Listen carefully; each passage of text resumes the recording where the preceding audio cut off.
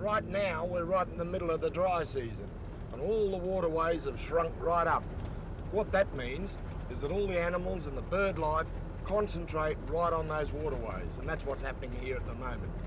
Of course, in traditional times, Aboriginal people would have to wander around from one waterway to another. And consequently, they were fairly nomadic, chasing game and chasing the animals and the food. These days, of course, they don't do that anymore. What they do today is they live in communities like Arakoon.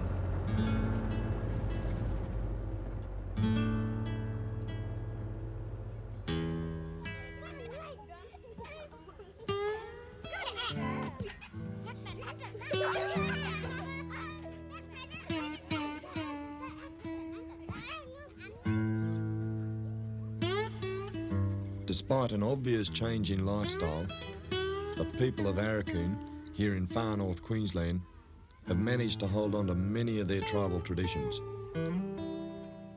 And hidden away in this community, there's still just so much knowledge.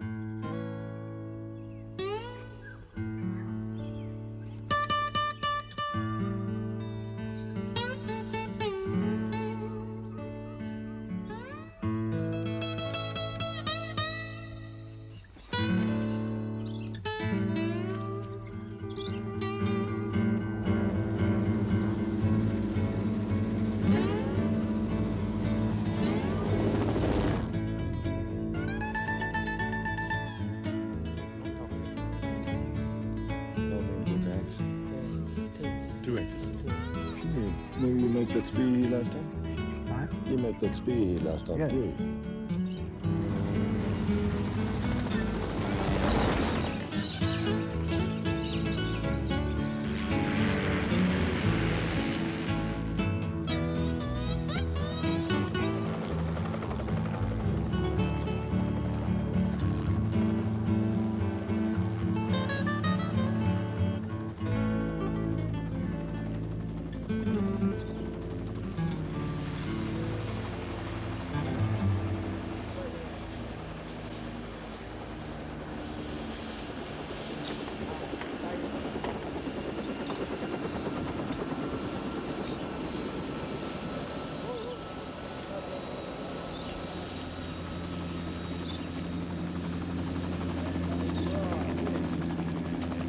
Right, fellas, just dump your gear over there.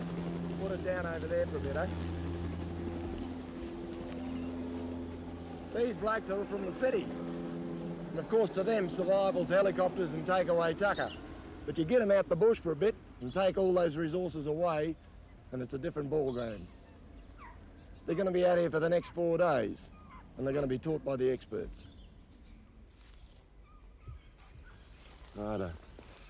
Listen, I'll just go through a few points, particularly for you blokes who've just arrived here. You're going to be here for the next 4 days, working with these people here. And hopefully what they're going to do is pass across a whole bunch of information and knowledge that you've got no idea about to date. Okay? So keep your eyes open. You're looking for information. And if you ask questions, these people here will tell you. They'll give you all the information you want about living in this sort of country. We got to go together. Yeah, right. We're not separating each other. No. Yeah. Take these boys with us. Yeah. Like that other time. Yeah, Same one. other time. Same one. Okay, now, you won't find it too hard. You're not going to starve while you're here. There's plenty of tucker around.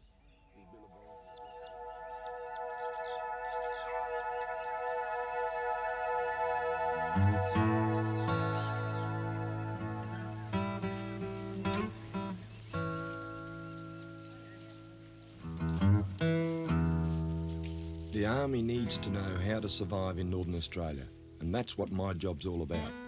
And I reckon this is the best way to do it.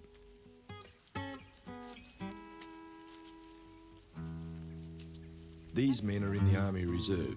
They've spent time in the bush before, but not like this. Not where they have to find their own food. On this survival exercise, they'll have to learn fast about finding good water and living off the land. They'll learn to see things they've never seen before, and going bush will never be quite the same again.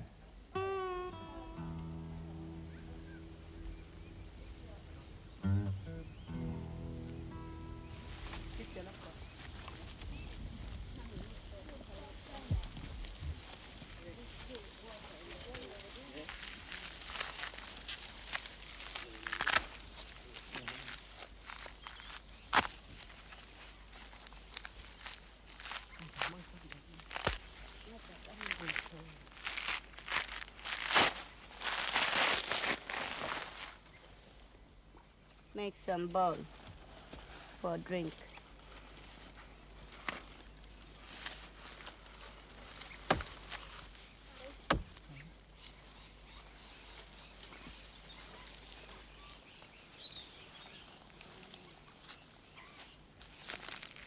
If you see like this, that's the water in there.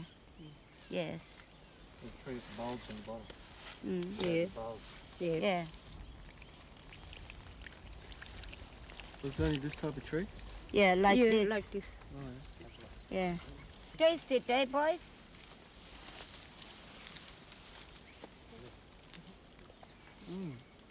yeah. Nice. Boys? Boys, you have to drink it? That's you to it, eh? Tasmania.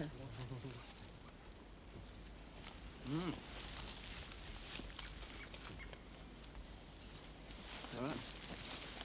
That's okay. Good.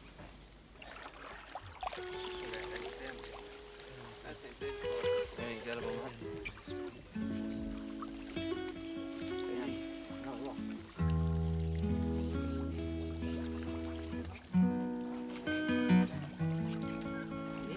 Yeah.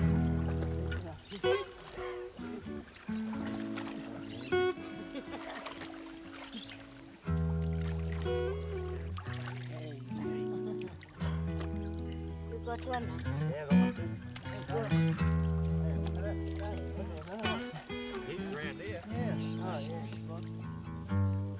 Working closely with Aboriginals is a new experience for most of these men.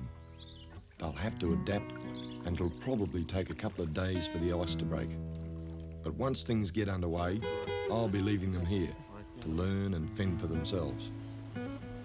That through there? Yeah, through there. And hang on to the spear. Yeah. So it's multi-purpose. Sight for that? Yeah, I think so. Oh, glory man. These blokes have got it pretty easy. They're getting handed about 40,000 years of experience. But the first Europeans to come aboard this part of the world, and we're on the western side of Cape York Peninsula, didn't appreciate what the Aboriginals had to offer. In fact, they encountered some very hostile situations. Not like this.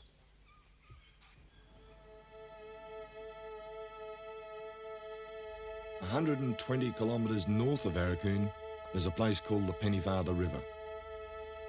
It might seem just like any other river, but this is the point of first European contact with Australia. And it happened long before Captain Cook. As early as 1606, a Dutch explorer called William Jantz just happened to bump into the Australian coastline right here. Just have a look at this. This is 400 years of untouched Australian history, because it was 160 years before Cook got here that Jantz was down this coastline, and absolutely nothing has changed. If you go back to where Cook visited Australia, Botany Bay and Cooktown, it's all different. But here, it's exactly the same. Oh, the sand dunes might move a bit from year to year, but that's about it. We've certainly got no takeaway tucker joints here.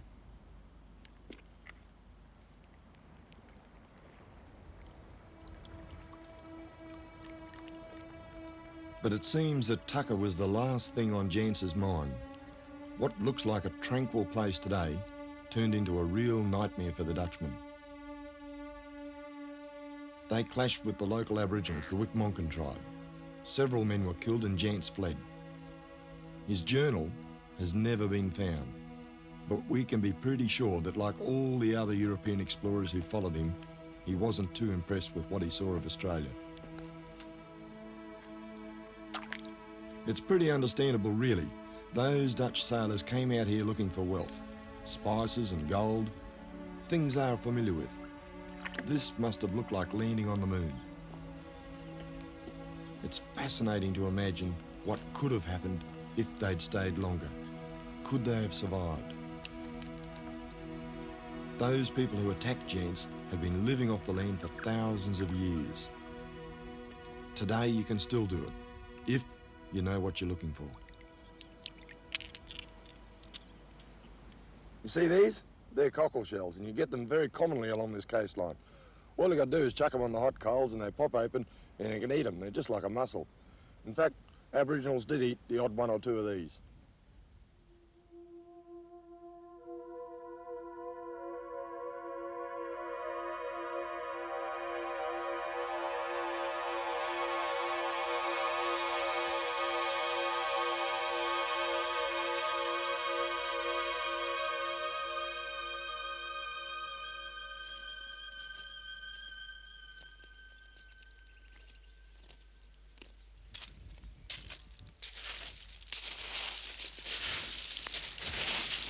This has got to be the residue of the biggest feed in history, because what we've got here are just thousands and thousands of these cockle shells, and they've been collected here over about a 1,000-year period and just chucked up here, because what we've got here is basically the garbage dump. All the way back over there, the mounds continue, and right around this Weipa area in Cape York, there are something like 500 of these cockle shell mounds. Absolutely staggering. And if this is any indication, there should be plenty of tucker to be found around here.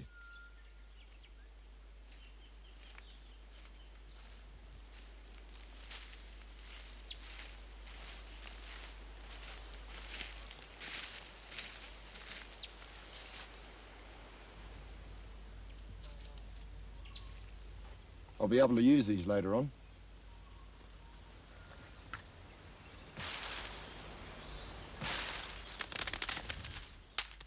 Tell you something about these.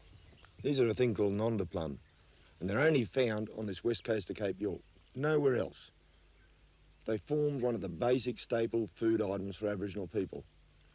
And they'd fall from these trees, like this one behind me, litter the ground for about 2 or 3 months of the year, and then Aboriginal people collect them up, mash them up, or eat them raw.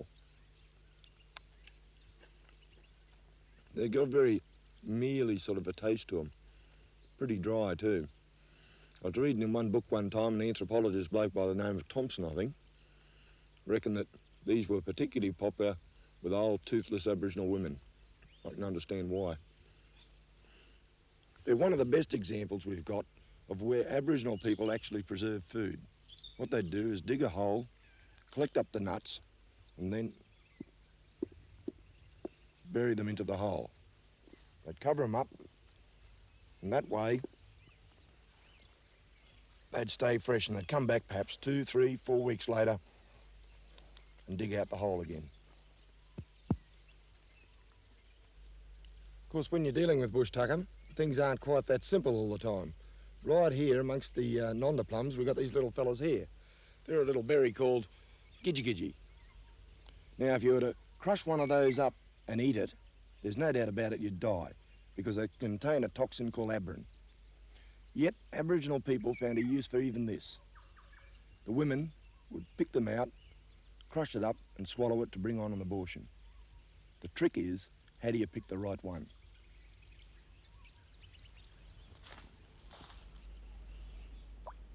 The idea is to drop the abra seeds into water. Most of them will sink, but occasionally one will pop back up onto the surface, floating. And it was those floating ones that they'd chew up and swallow. Now, half the time, they'd not only abort the fetus, they'd also abort themselves. It was an extremely dangerous practice, a bit like Russian roulette. I guess the whole exercise goes to emphasise the fine line between surviving and dying in the bush.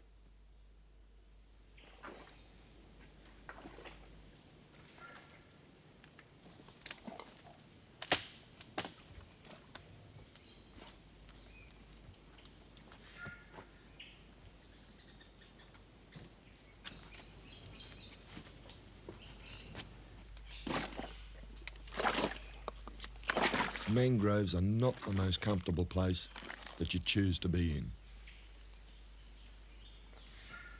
But along this coast, you often have to get through them to get from the sea to the inland. There are mosquitoes, sandflies, and also crocodiles, so I always come prepared.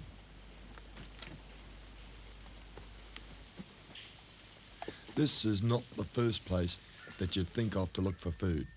But once you get in here and once you start looking, there's just so much to see.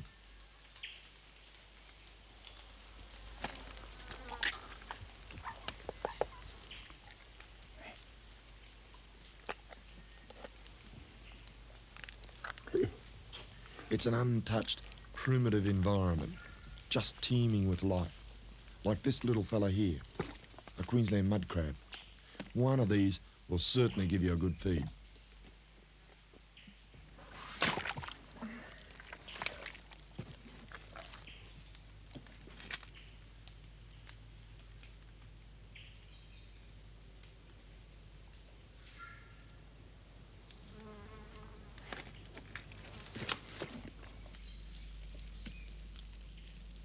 Some of the food's very skillfully camouflaged.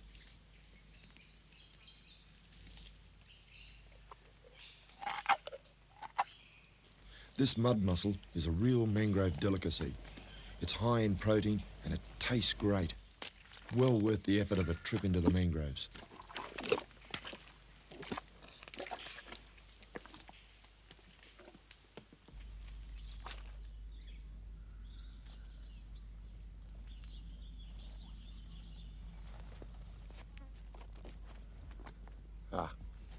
Not only do the animals and the insects give you a hard time in the mangroves, but sometimes the plants do as well.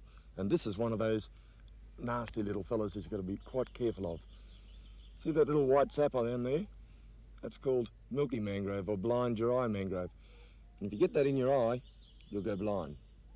However, Aboriginal people, get that out of the way for a minute, found a redeeming feature about this fella. They found that if they put that sap into a stingray sting, it would cure the sting. Of course, to get a stingray, you've got to first get yourself a boat.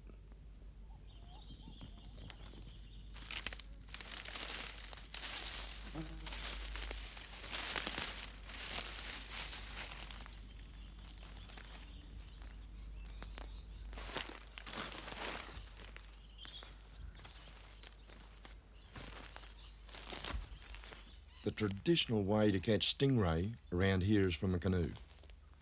The people here became very skillful at building dugout canoes made from local trees. But of all the trees around here, there was only one type that they used, a very special tree called a bombax. And they're quite rare, not easy to find. This is a real beauty. In fact, Aboriginal people used to prize these trees so much that they used to, here it is here, put a big blaze across the trunk. And that would mean personal ownership of the tree, so that they could later on chop it down and turn it into a canoe.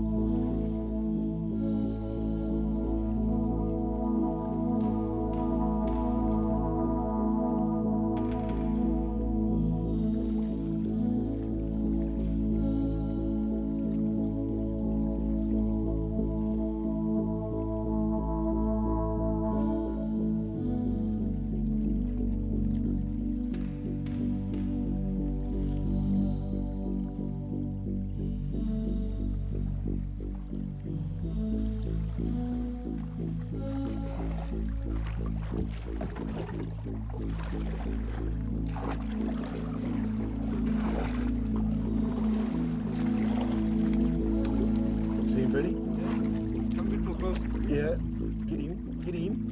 Yep, yep. Hey, get him?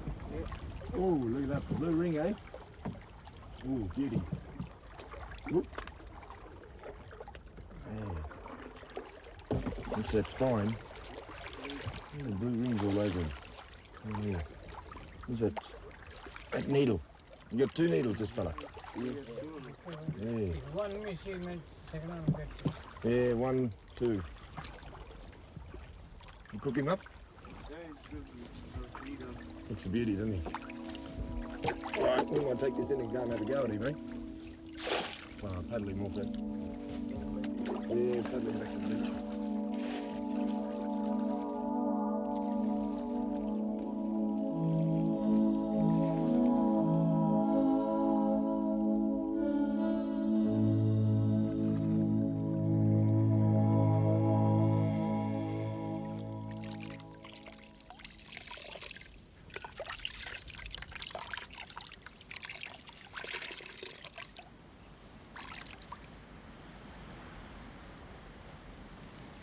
I told you these things would come in handy.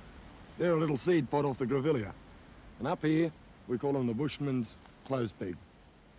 They're quite a neat little item.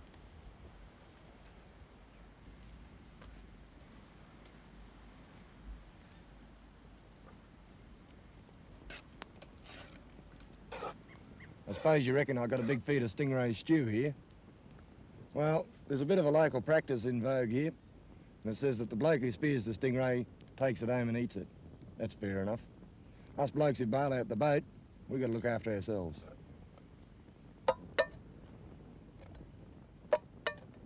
I wonder if those army blokes back at the exercise are doing any better. They've been out there for 4 days now.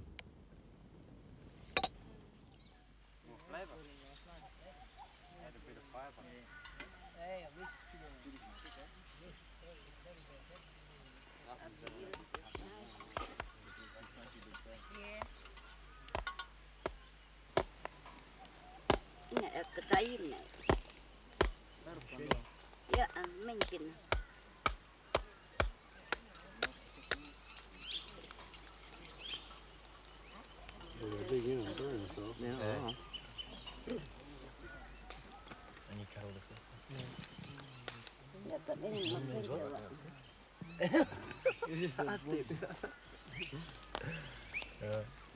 I'll remember that.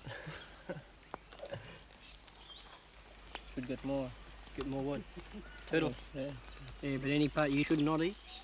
No, this is good to Eat the whole lot. Yeah, What you eat? All of it? all of this good to You eat. eat anything. Eh? Too much.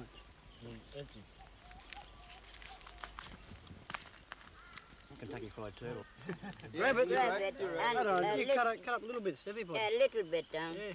Not grab the whole lot. And it hardly. I've been chunk it up. Yeah, that's it.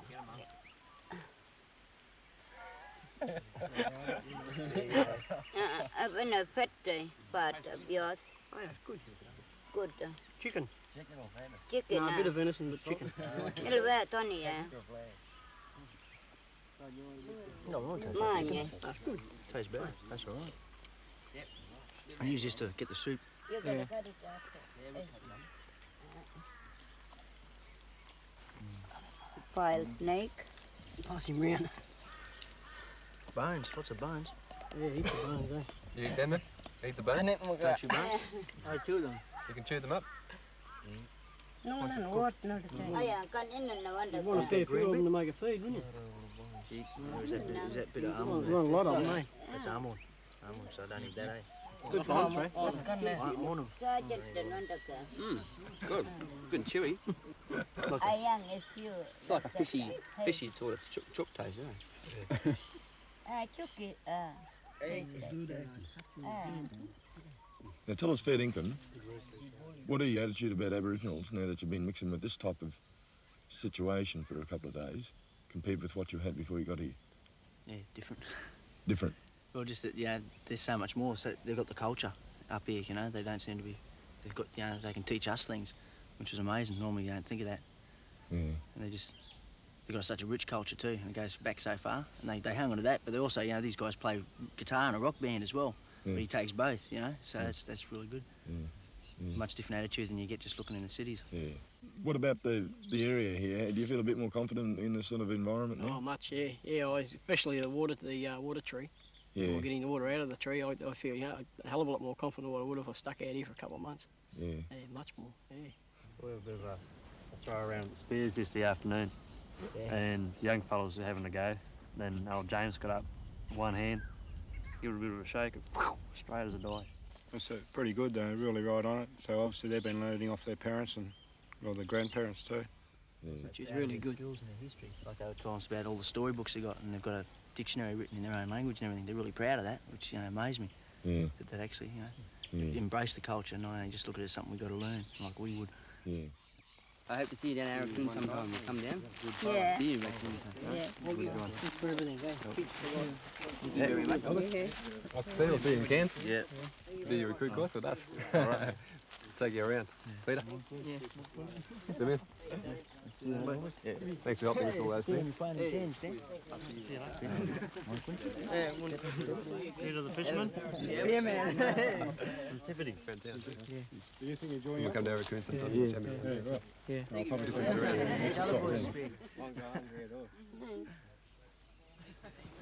A lot of Aboriginal people have lost their culture and their traditional background, but that's not the case with these Arakoon people.